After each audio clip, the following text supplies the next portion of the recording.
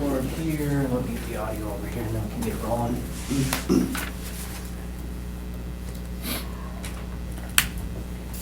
There we go. Call to order the meeting for Monday, May 15, 2017 of the Green Bay Traffic, Bicycle, and Pedestrian Commission meeting. We'll move along to, under general business, item 1, approval of the agenda. So moved. We're gonna move, With the change? yeah, we're With gonna the make, change of Between. making 6, 5, and 5, 6. Is that what we're doing? Switching 5, 6? yeah, Okay. 5 and 6 around, yep. Motion's been made, is there a second? Second? All in favor? Aye. Motion carries. 2, approval of the minutes from the March 20th, 2017 Traffic, Bicycle, and Pedestrian Commission meeting. Move approval? Second? Motion made and second, all in favor? Aye. Aye. Motion carries. Do we want to hold off on 3, Dave, and This one will be very quick. what, okay? You have that, or? No, we're pleased to announce there were no serious injury or fatal crashes the first quarter. We did not call out our recon team for any crashes the first quarter. Okay, that's good. Good. Let me just read number 3 and then we can have a vote on that. 3, report by the Police Department of 2017 first quarter serious injury and fatality crashes. We have a report from the Police Department. I'm sorry, Lieutenant Stroof? Strofe, yes. Stroof, okay. Is that right? Welcome Thank you. tonight, so, I'll make a motion to receive and place on file. okay, motion been made. Second? Second, all in favor? Aye. Motion carries.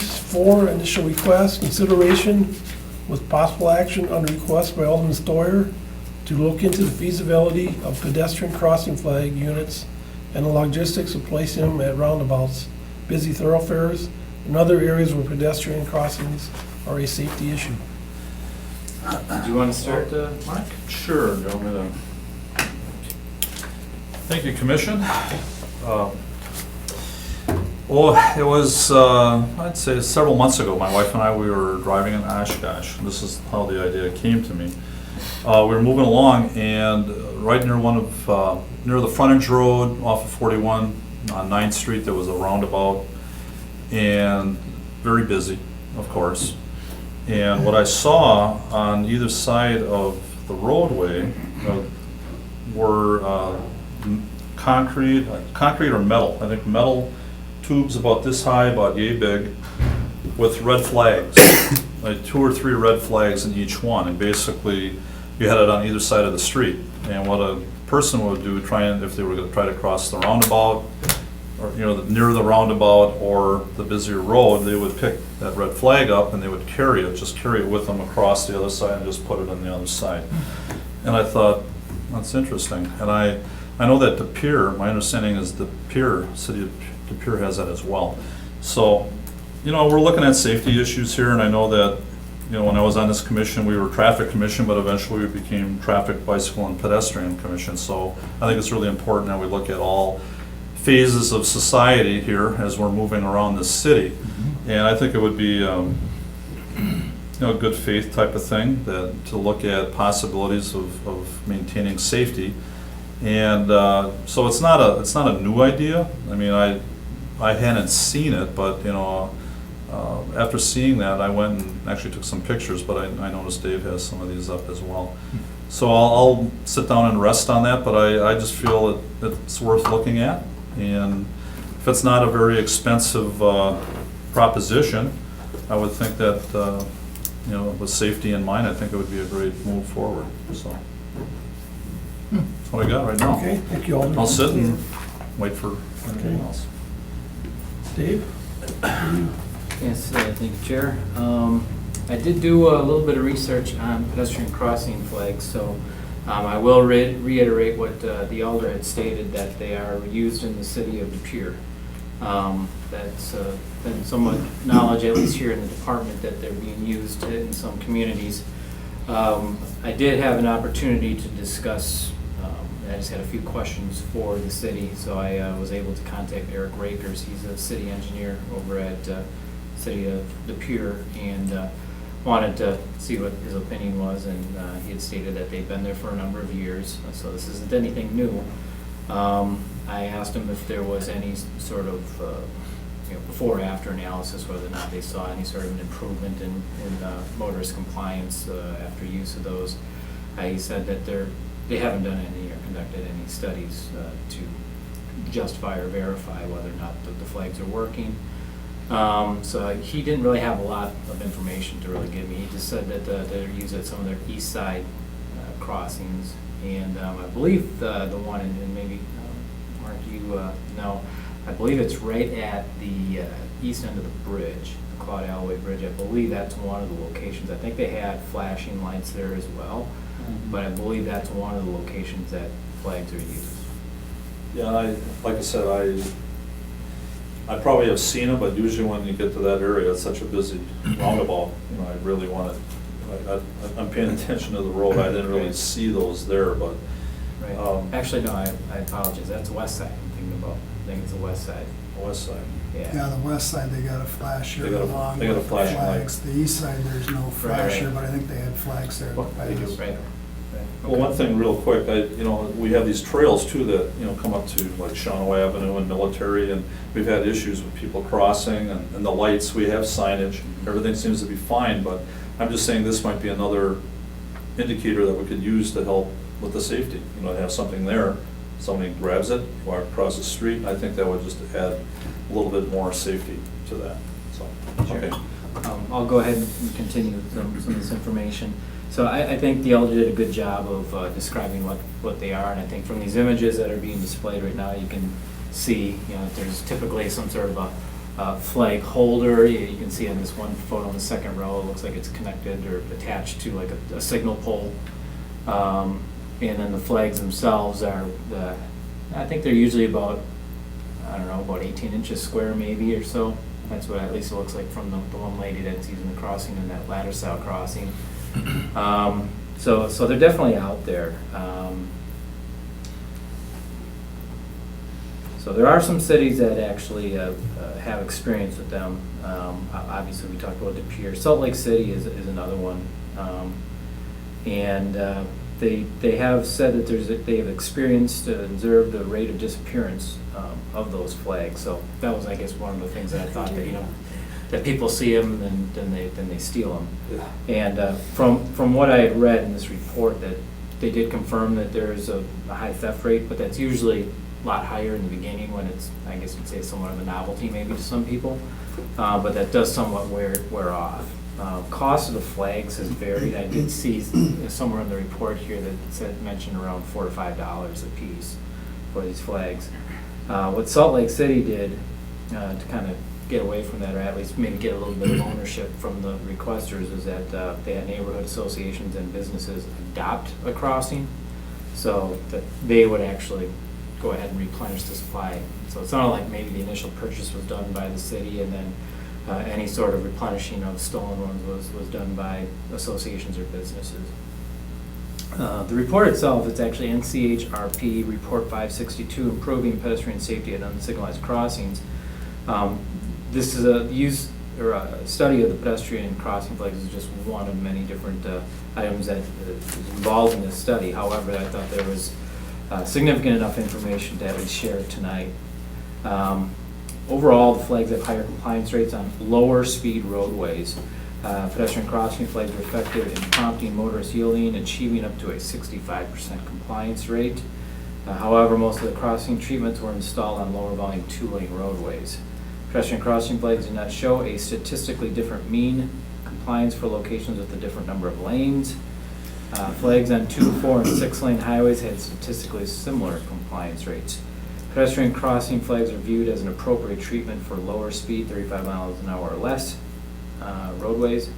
Salt Lake City, as I mentioned before, they have 120 of these locations with flags. Another city is Kirkland, Washington. They have several installations as well. There were some communities that have questioned the flag's effectiveness and replacement efforts and costs.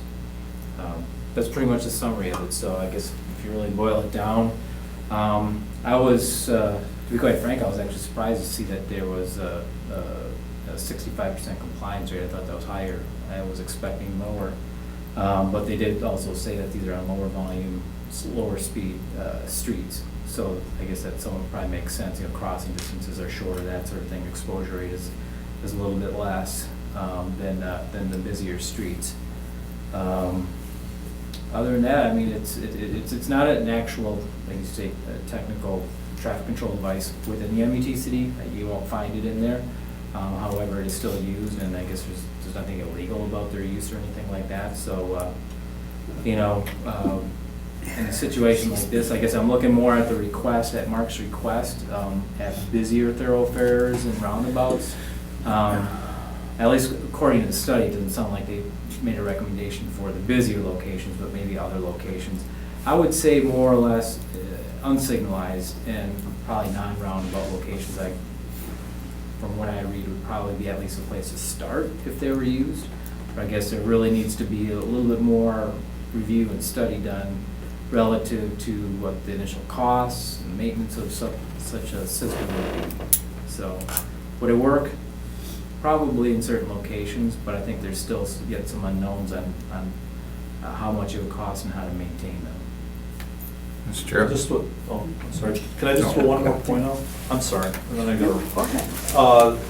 What I witnessed was like over on Taylor and Shawano, that we've got Quick Trip right there, and you got people trying to cross the street there, and that is extremely busy. And I've seen pedestrians trying to cross at that spot, and a lot of times I'll stop and just let people cross. Of course, one car will stop, another car may not stop, so there's that issue. But I can see them being really, really handy at roundabouts, not so much maybe just, the thoroughfares. If you have lights already, that things are controlled, I can see maybe at the trail, maybe that's a possibility, but the roundabouts especially, I can see that being a real important factor. And the cars aren't going 40, 45 miles an hour generally around there. I mean, some go a little quicker, but if they're coming around the curve, it seems like they're going fairly quickly, but they might be going 25, 30, coming around there. It's still, for that type of motion, you're still moving at a pretty good clip. And so that's just what I've witnessed a few times. I think he brings up a good point.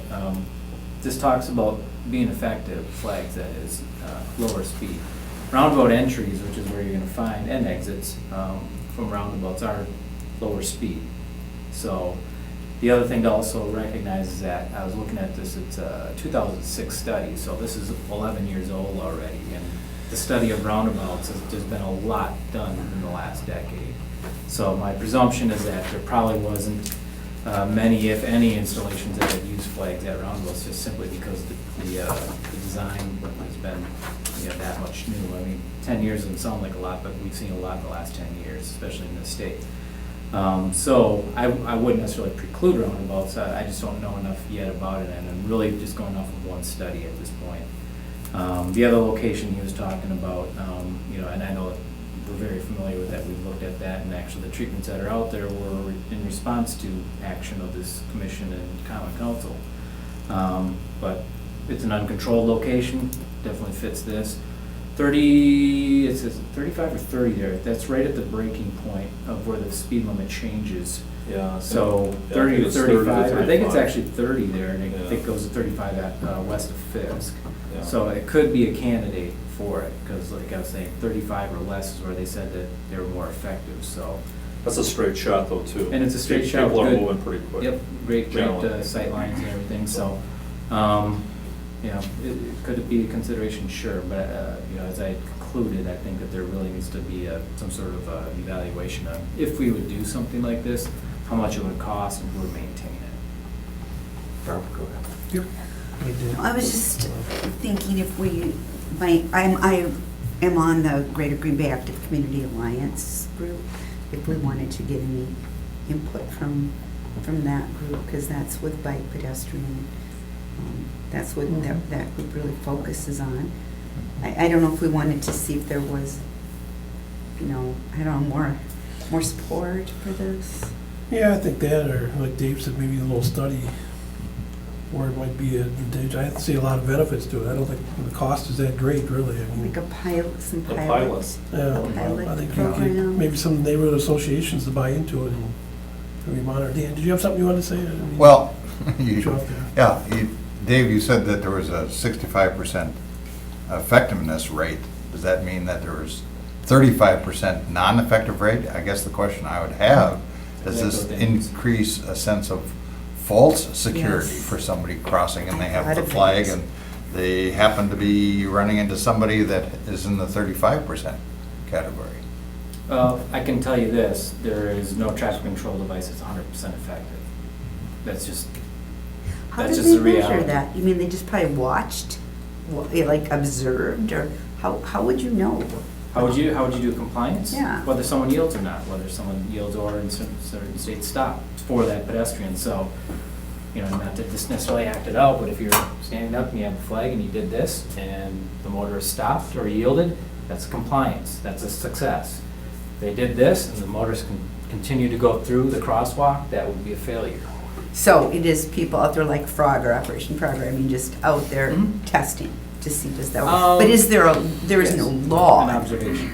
right? What's this? This is just a courtesy that you would stop, which, This is. a niceness that you would. No, it's not a niceness, because these would be only at marked or unmarked crosswalks, legal crosswalks that have protection by law. Oh. But Yeah, the so yield- this is not mid-block or anything, no. No, Oh, This would okay, be at it's be official at a crossings. official crosswalk. Correct. It's just Where- making you more visible.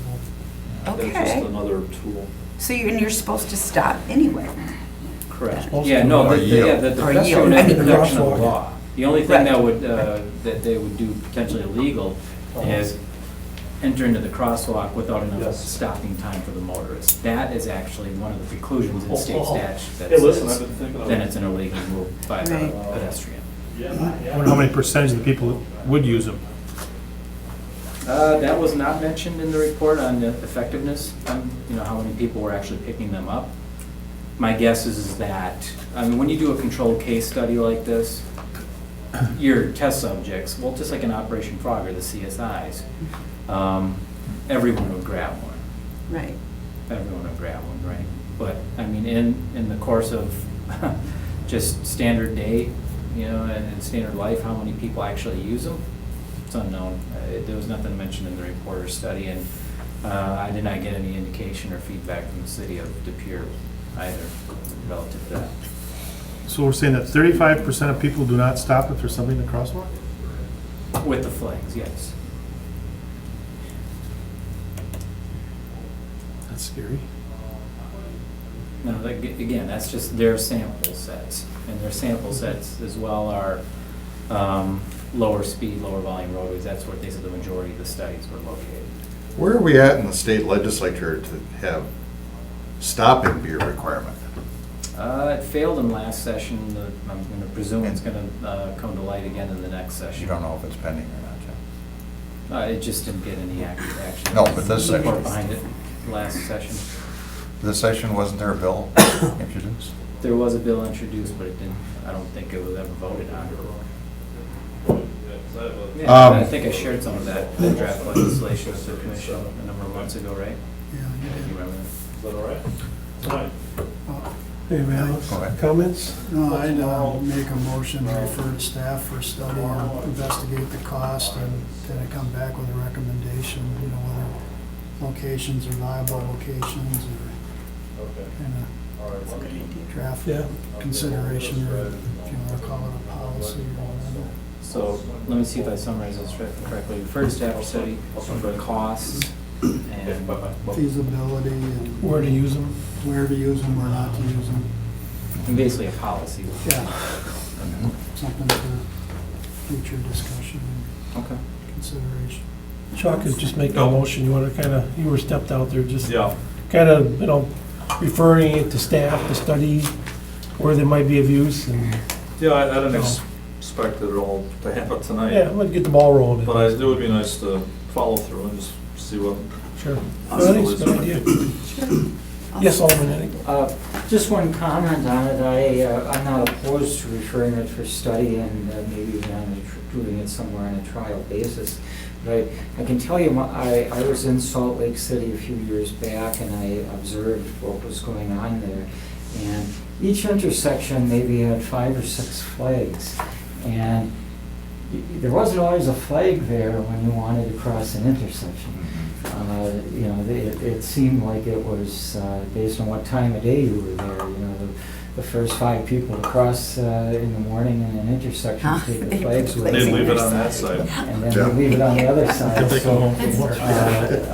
you know, I don't know how that works, but that was just my observation That's probably a good one. and how it worked out there. Well, you bring up a good point, because, you know, And somebody has to in a cross the other downtown area, side. there may be a high influx of, say, you know, southbound traffic in one peak, and then it's the opposite direction in the other peak.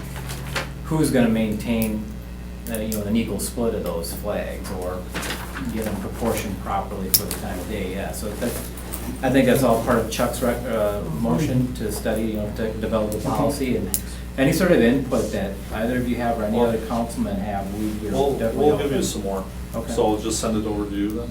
Yeah, just, you can throw me any of your comments and Okay, recommendations. I'll do that. Thank you. Yeah. Mark Okay. doesn't run back and forth and balance. All right, we're gonna move on to Mark's next topic. Okay, so here. we got had a motion. We had a second. And by second. Mark. Second. Second, all in favor? Aye. Motion carries. Let's move to 6 then, consideration with possible action on the traffic study by the traffic engineer on North Locust and North Platte Street between Dousman and Kellogg Street. I'm gonna have enough maps here. Thank you, Chair. Let's see, I got 1, 2, I can certainly share. I got 2 here, and then, if you all want, and then Brad. Guess we don't need to show that. I'm gonna leave in about 5 minutes. So this map probably looks familiar to every one of you, because this is what we produced the last time when this was at the commission.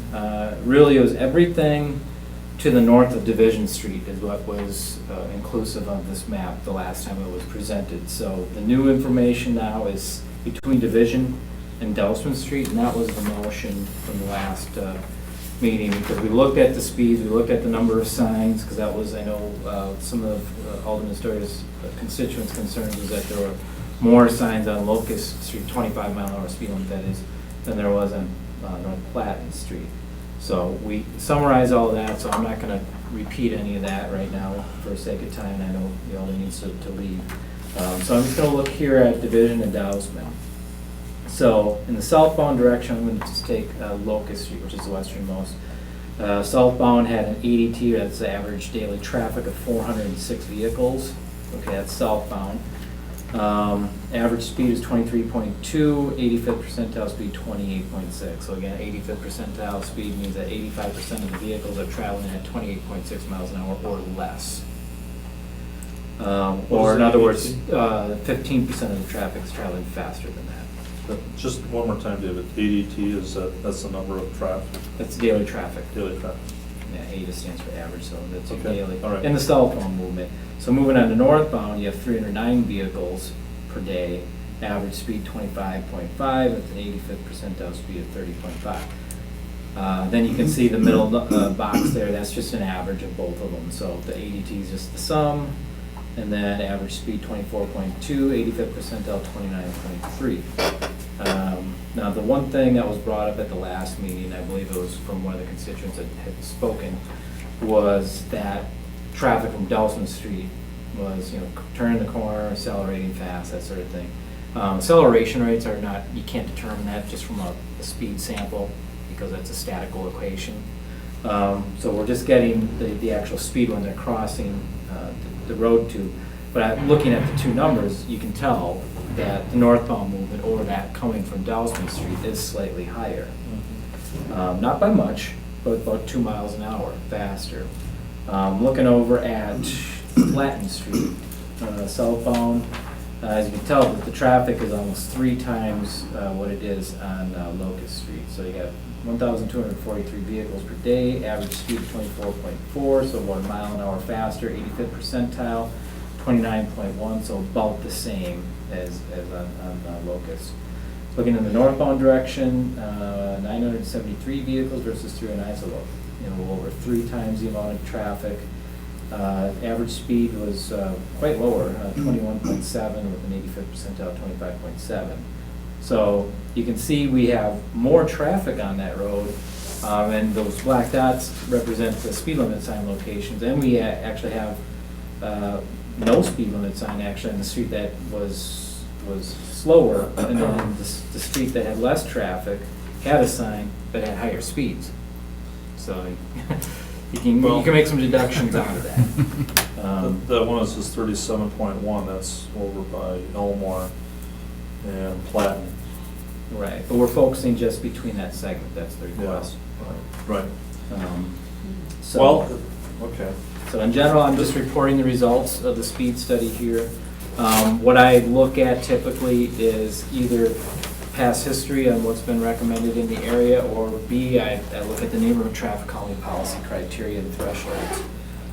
So with an average speed of posted, or it's less than the posted speed, sorry, on both of these segments, I believe if you look at the average, yeah, you got 23.2 on Platten, 24.2, so that's less than the posted. 85th percentile is less than the threshold for flag for neighborhood traffic calm, which is 32 miles an hour, so that's also under there. So at this point in time, I make a recommendation to leave the status quo.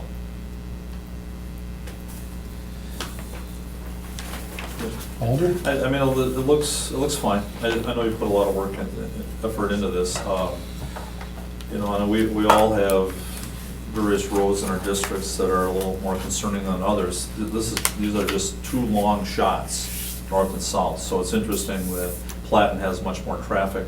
I think what I'm going to do with this is I'm going to look at it. The neighbors are always talking about this, so I'm going to share this data with them. And if there's any other concerns that come up in the future, we'll address them at that time. But, you know, for now, I'm good with that. So I need to run. Let's receive and place on file. So I'm fine Second. with that report. Okay. All right. We had a Thanks, motion- all. Yep. Thank you, Mark. Have a good one. We had a motion to receive and place on file from Barb, and I get a second from Dan, so all in favor? Aye. Motion carries. 5, consideration with possible action on the report by the traffic engineer of the follow-up speed study of South Point Road and West Point Road after marking bike lanes. Let's hope the market can stick around for this one, because there'll be a sharp difference between. If you want, I got an answer or something, if you don't.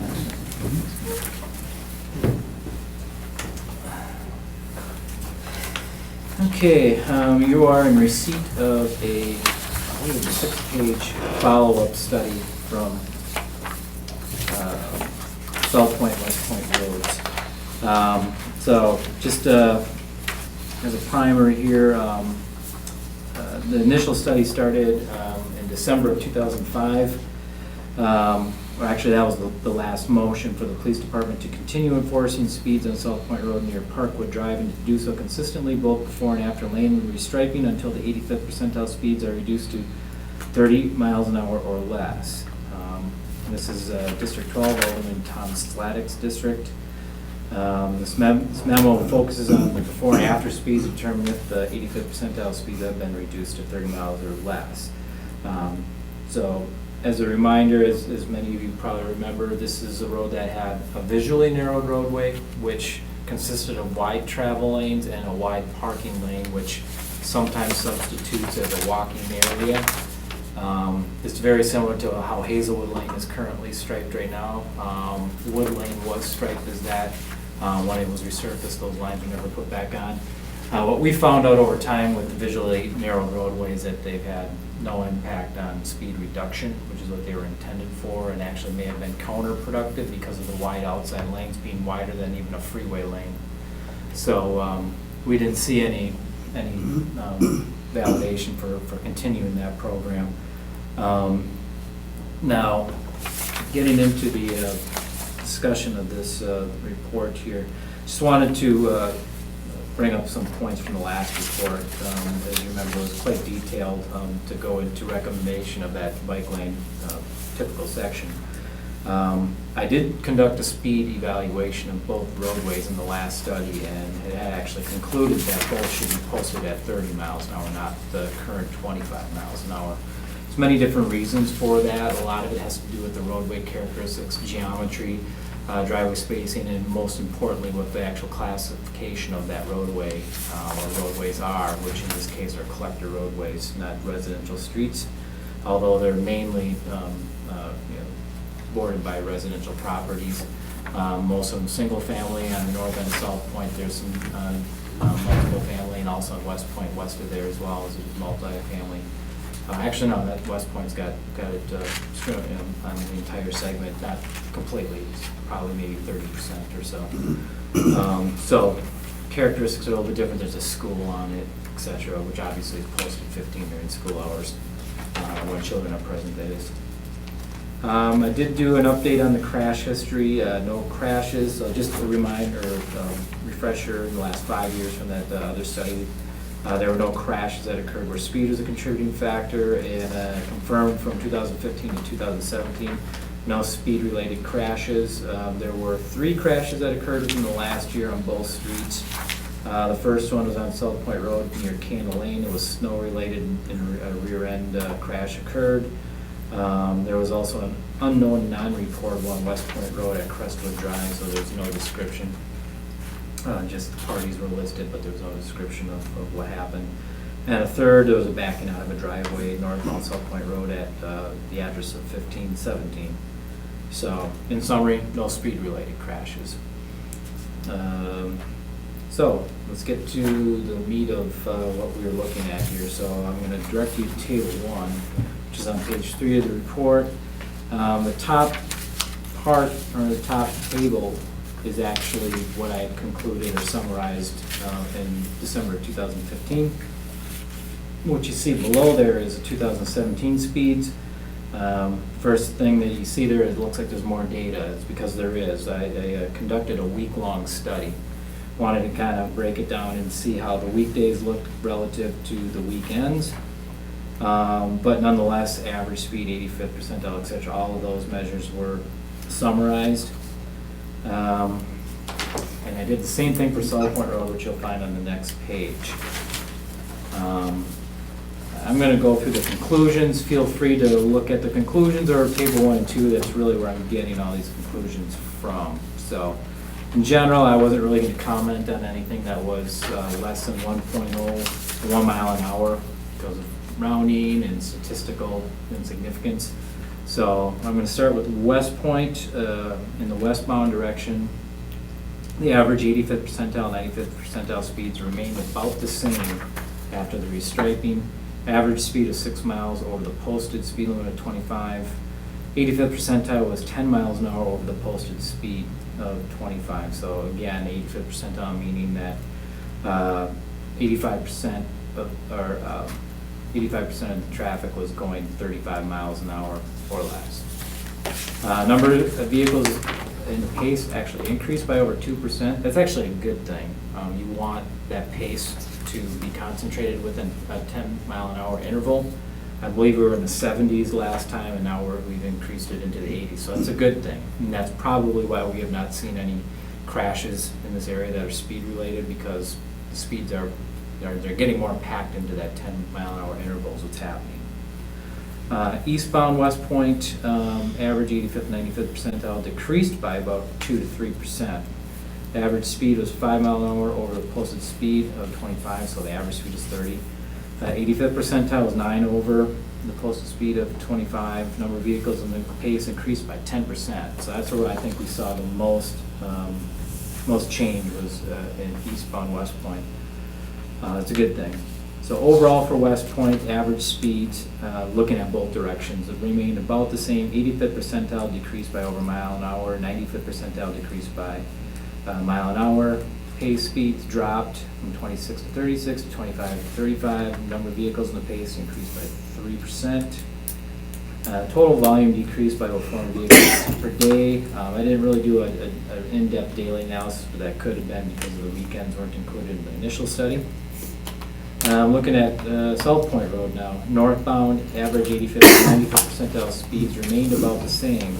Average speed was 9 miles an hour over the posted speed of 25. The 85th percentile was 14 over the posted speed limit. So 39 miles an hour in a 25 mile an hour zone is common on the street.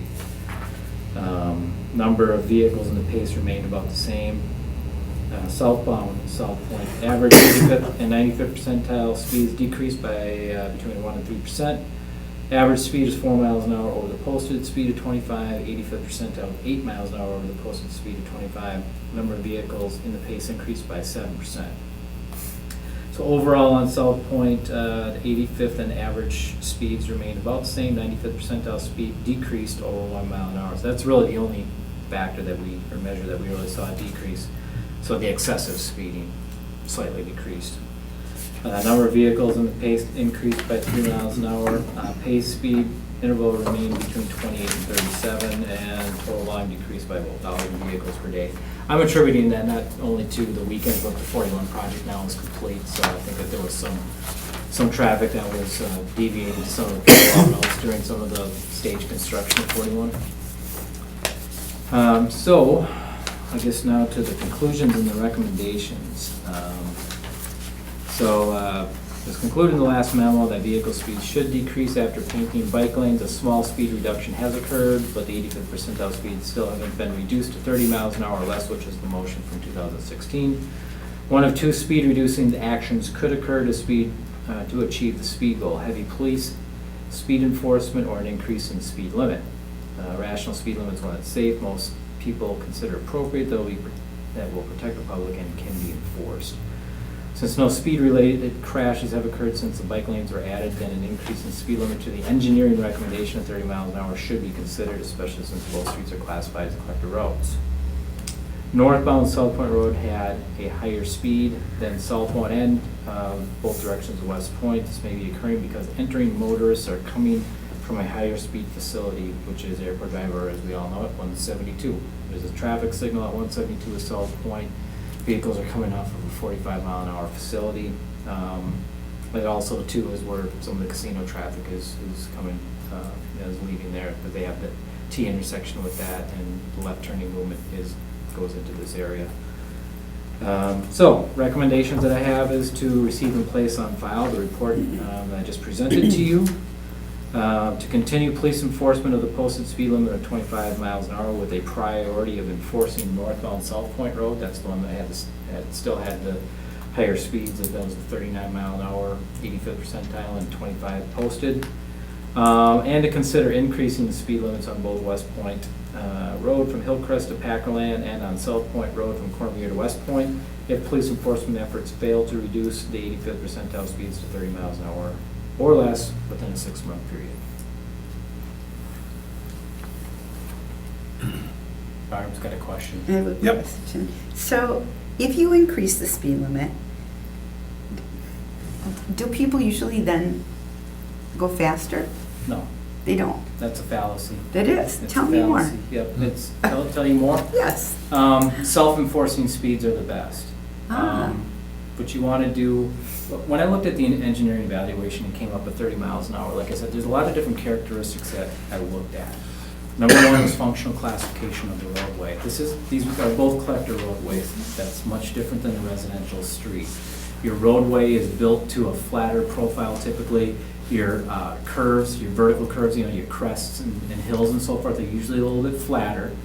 You're not going to have all the twists and turns and curves that you're going to have on a typical residential. Not to say you're not going to have them, but typically when they're designed, they're usually a little bit more gradual. And when you have more gradual features like that, you can travel faster, safer in general. So from the characteristics of the roadway, relative to how it blends in with its surroundings and environment, number of frequency of driveways, that sort of thing as well, and various types of land use as well will contribute to that. But the interesting thing is that I know that we've had police enforcement out there. That's I know Carl in the traffic enforcement unit, and Brad, who's now getting introduced to that, is my understanding. This has been. It's not that these streets have been ignored. There has been some enforcement of the speeds out there, obviously because of the motion. And we can see that's had some effect potentially. Did the bike lanes narrow it? I think that has somewhat of an effect. You're looking at, 3,000-4,000 vehicles a day, so even a 1%, 2%, 3% reduction, I think there's an effect happening. But overall, like I said, you look at the roadway features, also looking at crash history. We've got no speed-related crashes at all. I mean, the type of crashes you're finding out there is typical for the state of Wisconsin. There was one winter one non-reportable. A non-reportable probably meant that there was limited information or maybe just a very minor fender bender that they didn't even warrant to write a description of. One was driver related. Well, on a facility with 3,000 to 4,000 vehicles, I think you're going to get that every once in a while. As a matter of fact, I think we had more before than we did now. I remember there was some in 2012, 2014, 15, there was even some from the last study. So I think we've seen a reduction in the number. And I think some of that has to do with the lane delineations now is a little bit more defined. Okay. Probably more of a presence of bikes as well. I think people are a little bit more cautious. So in that case, why would we just go right to 3? Why wouldn't we do that? Why would we continue having the police enforce it for 6 more months? Wow. I guess, to be quite honest, I really don't know the frequency on what has been enforced. So, I mean, if it's been a couple times, is that really enough, or has it been, hit hard? And But if we're saying that logically, it should be a 30-mile-an-hour speed limit because the road can sustain that and it's, self-enforceable is Right. the best. Why would we use the police in that way for 6 more months? I don't know. It's one effort to just continue to see if the speeds go down. You have to also realize too that probably a good majority of the time that the bike lanes were in place was under winter conditions when A, you don't have bike traffic or it's very limited, and B, some of the markings are covered up because of snow and ice. And they're just not as, and this was the first painting of them. I can tell you from field evaluation that some of them are wearing pretty heavily now.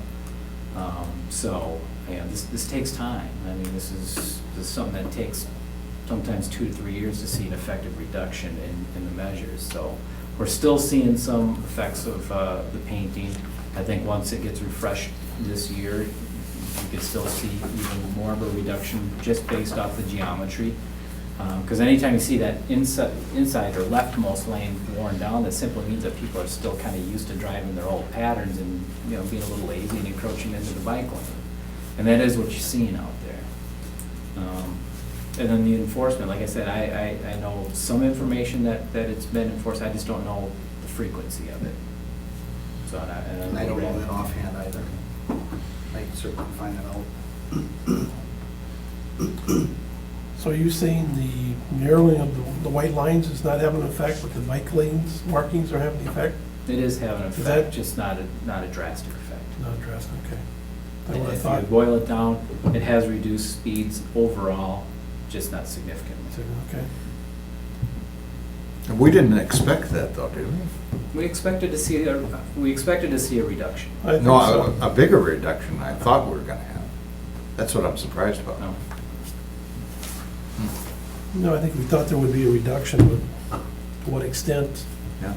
I'm not sure. But also realize too, we are, again, getting back to Barb's questions and my summary, we are looking at a road that, at least from an engineering perspective, is probably, the limit is too low.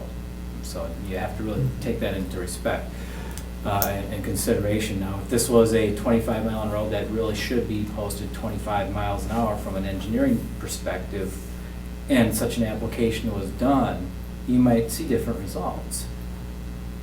So, there's that effect of a flatter road, a wider road, and, the grades are a little bit more in check than some of the other residential. So you would see a difference, I think, even more so on a street like that.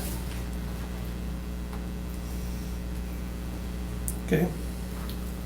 You're the engineer, so we'll take your word for it. I'm just reporting the Yeah, facts. no, that's, your facts sometimes are, I'll think differently. make a motion for the recommendations of the study. A motion been made, do I hear a second? Second. Motion made and seconded, all in favor? Aye. Motion carries. Move on to trial, or termination of trial periods. There was 7 there, Dave, I don't know if they all go together there, so you want to kind of, Nope, they don't go all together. Number 7, this was that location where, over by, what was it, I forget, University Heights subdivision, that's what it is, where there was significant development of multi-unit families. Actually, this is in Barb's district. And it was an uncontrolled intersection, and it really was more or less, it was the only non-T intersection within that subdivision, and it didn't have control. Now with the development, the multifamily that's there, it's experienced an uptick in traffic, so that's why we made the recommendation. I did do a review of the crash history, and I did not see anything happen within those 3 months. That's a good thing. Sometimes when you add control or change control to make it more restrictive, sometimes you do see that. We did not see that, so that's good news. So number 7 stands on its own. I make a recommendation for that to move to ordinance. Numbers 8 and 9 are together as well. This has to do with the change in parking zones over by Dan's Elementary. No, Dan's it. Is it Dan's? Sullivan. Sullivan. Sorry. Oak Grove neighborhood. Thanks for the correction there. But anyway, this is where they changed the bus loading area. So this is the one that made sense. The school came to us with this request, so everything's working as planned. school is happy with it then? I actually haven't heard anything from them, but it was their request, so I'm sure if something wasn't working, they probably would have called. This was requested by the principal at Sullivan School, and the last report I had is that they were very happy with it, so I don't know when. Yep, so yeah, I'd definitely make a recommendation to Okay. move that to ordinance. As well as the last one, this was that one that was just south of Mather Street. I think there was some parking that was happening over in that area, and we decided to establish no parking here at Corner Zone, and things seem to have gone away. I mean, there hasn't been any more complaints since, so that to me, no news is good news. So I'll make a recommendation that 7, 8, 9, and 10 to move all of them to ordinance. Okay, Move approval of 7 through 10 en masse. motion been made. Second. Seconded, all in favor? Aye. Motion carries. No more items, I'll entertain a motion to adjourn for the night. So moved. Motion Second. been made, seconded, we're adjourned. Do we want to, let's see. All right, you have So it's something it's a else? minor thing to mention, but I won't be here for the June 19th meeting, Oh, I wonder when that meeting. so, but I will send a proxy, Okay. and so, Chris, or, probably Chris. right, yeah. Chris, okay. Yeah, I think this will be my second meeting. I'm actually missing in, 11 years, 11 and a half years. Too many days. You're sliding. You're slim. I think the last one was last year too, my goodness. This is a, I mean, you plot actually this get- on a graph. Vacation gives you vacation pay? Or the What's city that? gives you vacation pay?